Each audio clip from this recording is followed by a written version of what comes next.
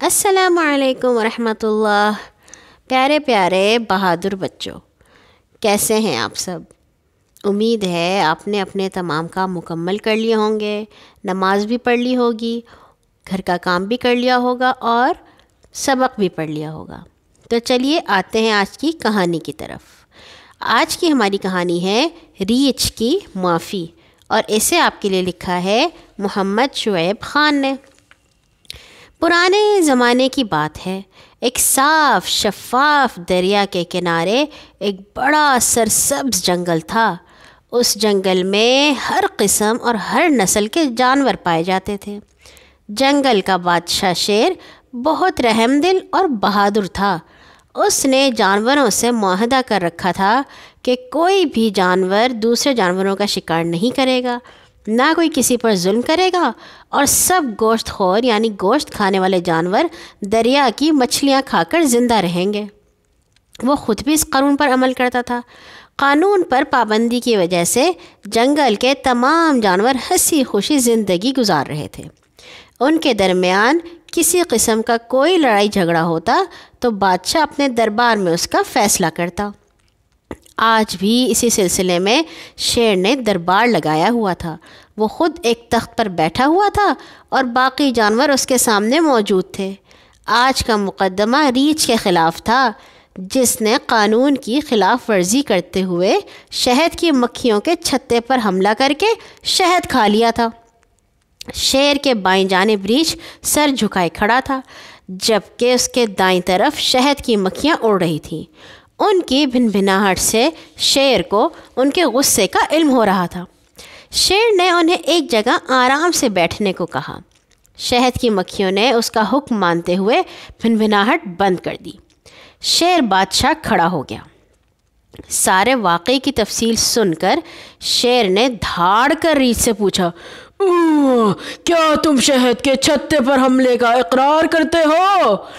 ریچھ نے اس بات میں گردن ہلا کر اپنے جرم کو تسلیم کیا۔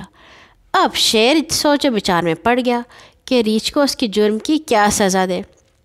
اس نے اعلان کیا کہ وہ سوچ سمجھ کر اپنا فیصلہ کل سنائے گا۔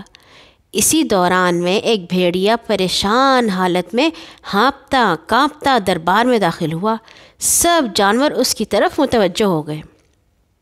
بھیڑیے نے جلدی شیر کو بتایا کہ جب وہ دریا کے کنارے پانی پینے گیا تو کچھ شکاری جانوروں کو پکڑنے کے لیے جال لگا رہے تھے۔ ان کے پاس بڑی بڑی بندوقیں ہیں اور شکاریوں کے بچے بھی ان کے ساتھ ہیں۔ بھیڑیے کی بات ابھی مکمل نہیں ہوئی تھی کہ ایک زرافہ دوڑتا ہوا دربار میں داخل ہوا۔ اس کے منہ سے جھاگ نکل رہی تھی۔ وہ آتے ہی رونے لگا، بادشاہ سلامت، شکاریوں نے میرے 2 ننھے منھے بچوں کو پکڑ کر ایک بند گاڑی میں ڈال لیا ہے۔ شیر غصے سے دھاڑنے لگا۔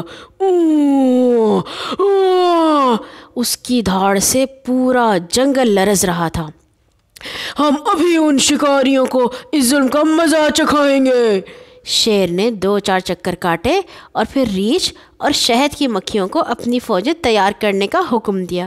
اسی وقت سینکڑوں ریچھ اور لاکھوں شہد کی مکھیاں اس کے گرد منڈلانے لگیں۔ شیر بادشاہ نے دریا کی طرف دوڑ لگا دی۔ ریچھ اور شہد کی مکھیوں کی فوجیں پوری قوت سے اس کے ساتھ بھاگنے لگیں۔ جنگل کے قریب پہنچ کر شیر نے شہد کی مکھیوں کو حکم دیا کہ تم نے شکاریوں پر حملہ کرنا ہے، جبکہ ریچھ شکاریوں کے بچوں اور اپنے جانوروں کو اٹھا کر فوراً جنگل کی طرف بھاگ جائیں گے۔ شیر اور اس کی فوجیں پہنچنے تک شکاری کئی جانوروں کو قید کر چکے تھے۔ وہ بہت خوش تھے کہ اتنے سارے جانوروں کو بیچ کر خوب دولت کمائیں گے۔ پھر اچانک شہد کی مکھیوں نے شکاریوں پر حملہ کر دیا۔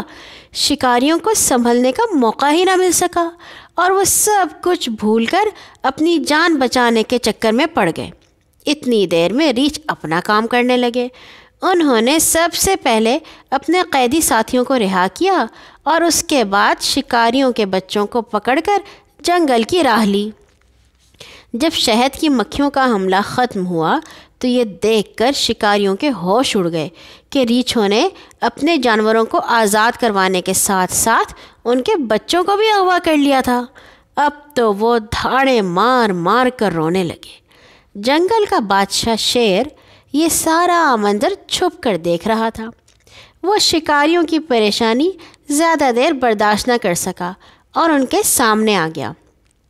پہلے تو شکاری اتنے بڑے شیر کو اپنے سامنے دیکھ کر ڈر گئے۔ پھر شیر نے ذہین طوطے کو طلب کیا جو انسانوں کی زبان جانتا تھا۔ شیر نے طوطے کو کہا کہ وہ شکاریوں کے سامنے میرا ایک مطالبہ رکھے۔ اگر یہ شکاری آئندہ اس جنگل کے جانوروں کے شکار سے توبہ کر لیں تو وہ ان کے بچوں کو چھوڑ دے گا۔ طوطے نے شیر بادشاہ کی بات اسی طرح شکاریوں کو بتا دی۔ شکاری ہاتھ جوڑ کر پکا وعدہ کرنے لگے کہ ہم زندگی بھر اس طرف کا رخ بھی نہیں کریں گے۔ شیر بادشاہ نے ریچھوں کو شکاریوں کے بچے لانے کا حکم دیا۔ تھوڑی دیر بعد شکاری اپنے بچوں کے ہمراہ تیزی سے جنگل سے دور ہوتے چلے گئے۔ ان کو خوب سبق ملا تھا، جیسا کرو گے ویسا بھرو گے۔ اگلے دن پھر شیر کا دربار لگا ہوا تھا۔ مجرم ریچھ سر جھکائے بادشاہ کے فیصلے کا منتظر تھا۔ سارے جانوروں کی نظریں شیر پر مرکوز تھیں۔ پھر بہادر شیر بڑی سنجیدگی سے کھڑا ہو گیا، لیکن اس کے کچھ کہنے سے پہلے شہد کی ملکہ مکھی بول پڑی۔ بادشاہ سلامت، ہمارا اندازہ ہے کہ ریچھ اپنے کیے پر شرمندہ ہے۔ ریچھ دھاڑے مار مار کر رونے لگا۔ اس بار مجھے معاف کر دیں، آئندہ میں شہد کی طرف دیکھوں گا بھی نہیں۔ شیر بادشاہ نے کہا، بھائی، اگر شہد کی مکھیاں تمہیں معاف کر دیں تو تمہاری جان بچ سکتی ہے، ورنہ سخت سزا ملے گی۔ بادشاہ کی بات مکمل ہونے سے پہلے ملکہ مکھی نے ریچھ کو معاف کر دیا۔